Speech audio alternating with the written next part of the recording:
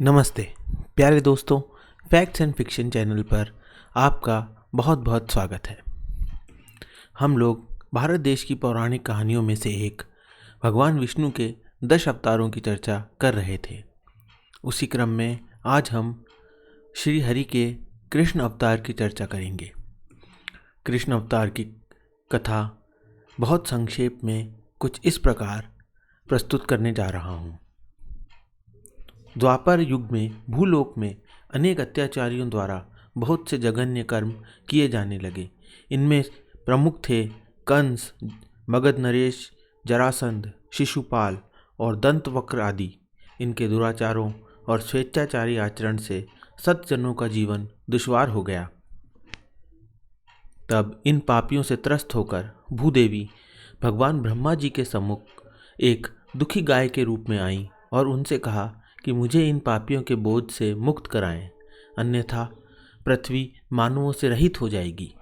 तब ब्रह्मा जी ने श्री हरि की प्रार्थना करी और श्री हरि ने भूदेवी को आश्वस्त किया कि वे और शेषनाग अब भूलोक पर अवतरित होने वाले हैं तथा पृथ्वी पर पुनः धर्म की स्थापना करेंगे। वहीं मथुरा का दिग्विजयी कंस अपनी बहन देवकी के विवाह के बाद उसे प्रसन्नतापूर्वक ससुराल पहुंचाने जा रहा था। मार्ग में आकाशवाणी हुई, तू जिसे इतने उत्साह से अपने ससुराल पहुंचाने जा रहा है, उसी का 8वां पुत्र तुझे मार डालेगा। आकाशवाणी सुनकर कंस चौंक गया। दिग्विजय कंस मृत्यु के भय से कायर के समान व्यवहार करने लगा। वह अपनी बहन के बाल पकड़कर उसके गले पर तलवार रखकर उसे मारने के लिए तैयार हो गया। तब देवकी के पति वासुदेव ने उससे प्रण किया कि अगर वह देवकी को छोड़ देगा तो भविष्य में जन्म लेने वाले सभी शिशुओं को वे उसे सौंप देंगे। इस पर कंस ने देवकी और उनके पति वसुदेव को कारागार में बंद कर दिया। इस घटना का विरोध करने पर उसने अपने पिता उग्रसेन को बंदी बनाकर स्वयं मथुरा के सिंहासन पर विराजमान हो गया। कारागार में देवकी के गर्भ से एक एक करके 6 शिशुओं ने जन्म लिया। वचनबद्ध देवकी और वसुदेव उन सबको कंस को सौंपते गए। कंस ने उन सभी नवजात शिशुओं को पत्थर पर पटक पटक कर मार दिया। 7वें शिशु के रूप में गर्भ में भगवान शेषनाग पधारे। योग माया ने उन्हें आकर्षित करके गोकुल में रोहिणी जी के गर्भ में पहुंचा दिया। 8वें पुत्र के जन्म के बाद जिस कोठरी में देवकी और वासुदेव थे, उसमें अचानक प्रकाश हुआ और वह पुत्र हाथ में गदा शंख धारण किए चतुर्भुज के रूप में दिखाई पड़ा।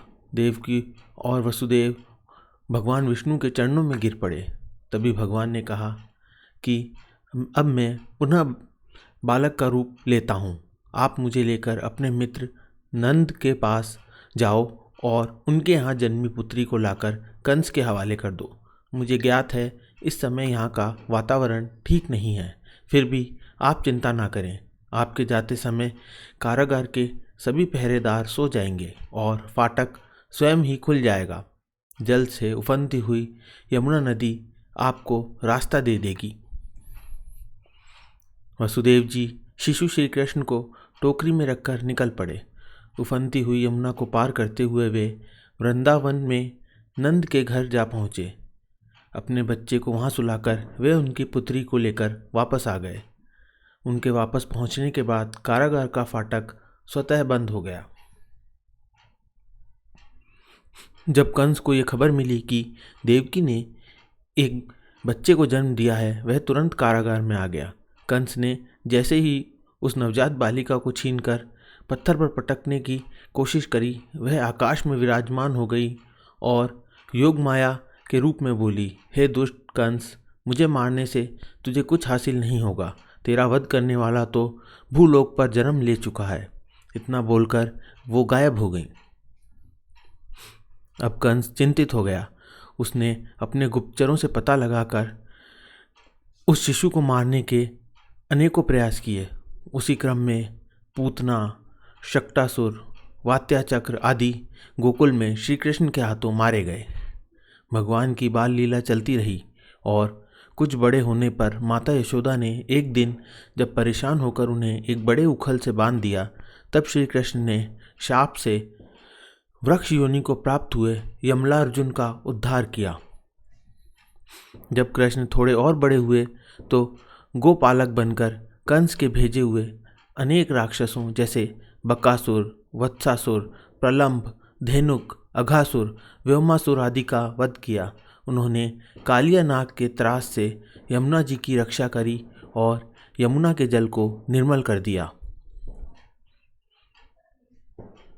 इंद्र ने अभिमान के वश होकर जब महावृष्टि आरंभ करी, तब श्री कृष्ण ने गोवर्धन पर्वत को 7 दिनों तक अपनी एक उंगली पर उठाकर ब्रजवासियों की रक्षा करी और इंद्र के दर्प का नाश किया। उधर अपने बड़े बड़े योद्धाओं के मारे जाने से निराश कंस ने एक षड्यंत्र के अंतर्गत अक्रूर जी को भेजकर कृष्ण और बलराम को मल्ल युद्ध प्रतियोगिता में भाग लेने के लिए मथुरा बुला लिया। मल्ल युद्ध महोत्सव आरंभ होने पर अखाड़े में सुकुमार कृष्ण और बलराम ने चाणूर, मुष्टिक, शल, तोशल जैसे अनेकों महावीरों का वध कर दिया। इसके बाद कंस को मारकर भगवान कृष्ण ने महाराज उग्रसेन और अपने माता पिता देवकी और वासुदेव को बंदी गृह से मुक्त किया। उग्रसेन फिर से मथुरा के सिंहासन पर विराजमान हुए। फिर श्री कृष्ण अपने बड़े भाई बलराम के साथ अवंती जाकर संदीपनी मुनि के सानिध्य में शिक्षा ग्रहण करने लगे। शिक्षा ग्रहण करने पर मथुरा लौटते ही कंस के ससुर जरासंध से उनका युद्ध हुआ। उन्होंने 17 बार जरासंध को परास्त किया, पर उस समय काल यवन की सहायता से जरासंध पुनः शक्तिशाली हो गया। अब मथुरा को सुरक्षित ना मानकर भगवान कृष्ण ने द्वारिका को अपनी नई राजधानी बनाया, पर काल यवन ने उनका पीछा नहीं छोड़ा और द्वारका पर आक्रमण कर दिया। तब भगवान श्री कृष्ण को ज्ञात था कि काल यवन को युद्ध में मारा नहीं जा सकता है, तो वे लीला रचकर उसके सामने पैदल ही भागे। पीछा करता हुआ काल यवन गुफा में चिर निद्रा का वरदान पाए हुए राजा मुचकुंद जी की नेत्राग्नि से भस्म हो गया। इस प्रकार भगवान श्री कृष्ण का एक नाम रणछोड़ पड़ा। उधर हस्तिनापुर में 5 पांडवों के रक्षक तो भगवान श्री कृष्ण ही थे। भीम की सहायता न करते तो जरासंध मारा न जाता। पांडवों के जुए में हार जाने पर भरी सभा में दुशासन द्वारा द्रौपदी का वस्त्र हरण हुआ। तब श्री कृष्ण ने वस्त्रावतार लेकर द्रौपदी के मान की रक्षा करी। फिर जब दुर्योधन के हठ के कारण कुरुक्षेत्र का महायुद्ध आरंभ हुआ, तब भगवान श्री कृष्ण अर्जुन के सारथी बने और उसे युद्ध भूमि में गीता का दिव्य ज्ञान दिया। श्री कृष्ण के मार्गदर्शन और युद्ध नीति के कारण दुष्ट कौरव भाइयों का अंत हुआ और युधिष्ठिर हस्तिनापुर के सम्राट बने। इस प्रकार श्री कृष्ण द्वारा पृथ्वी पर धर्म की स्थापना हुई और अधर्म का नाश किया गया। अपने पुत्रों के शोक में व्याकुल दुर्योधन की माता गांधारी ने क्रोधित होकर श्री कृष्ण को शाप दे दिया कि जिस तरह मेरे कौरव वंश का विनाश आपस में युद्ध करके हुआ है, उसी तरह तुम्हारे भी यदुवंश का विनाश हो जाएगा। इस श्राप के प्रभाव के कारण ही श्री कृष्ण के पुत्र सांब ने चंचलता के वशीभूत होकर दुर्वासा ऋषि का अपमान कर दिया था। वे स्त्री वेशों में कपड़ों में गदा छुपाकर नकली गर्भ होने का स्वांग रचकर दुर्वासा ऋषि के पास गए और गर्भस्थ शिशु के बारे में पूछा।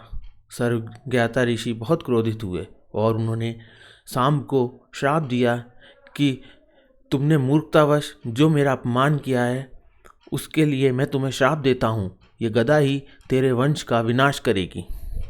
इस श्राप से भयभीत होकर सांब और उनके मित्रों ने उसे महीन चूर्ण में पीसकर समुद्र में बहा दिया, पर उस गदा के कुछ लोहे के टुकड़े बारीक नहीं हुए।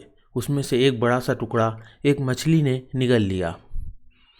बाकी का महीन लोहे का चूरा भी सागर के किनारे आ गया और उससे एरका नामक घास उग गई। उधर उस मछली का शिकार जरा नामक शिकारी ने किया। मछली के पेट से मिले लोहे के टुकड़े से उसने अपने तीर का नुकीला हिस्सा बना लिया। अब यादवों के बहुत शक्तिशाली हो जाने के कारण उनमें अहंकार और दर्प भी बहुत बढ़ गया था। द्वारिका में पाप और अपराध बढ़ने लगे। अपनी खुशहाल द्वारिका में ऐसे माहौल को देखकर श्री कृष्ण बहुत दुखी थे। उन्होंने अपनी प्रजा से समुद्र के तट पर जाकर अपने पापों से मुक्ति का सुझाव दिया, जिसके बाद सभी लोग समुद्र के किनारे गए।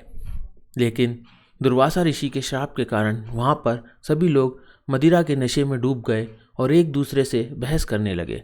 विवाद बढ़ते बढ़ते हथियारों की लड़ाई तक आ पहुंचा। युद्ध इतना भयंकर हो गया कि यदुवंशियों के हथियार भी चुक गए।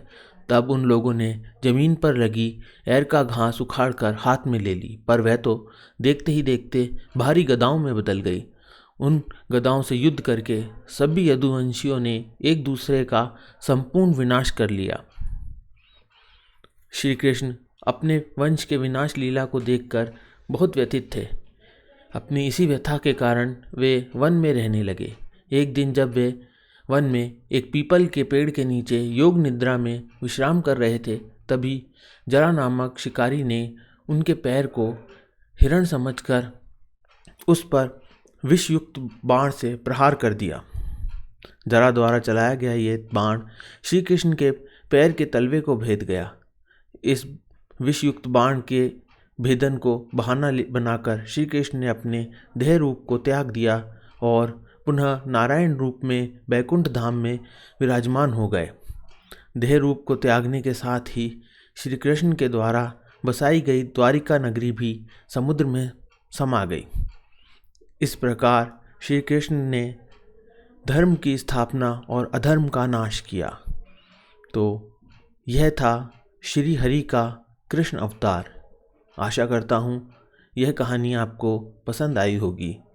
और भी अवतारों की चर्चा हम बारी बारी से करेंगे। वीडियो को अंत तक देखने के लिए आपका बहुत बहुत धन्यवाद। धन्यवाद दोस्तों।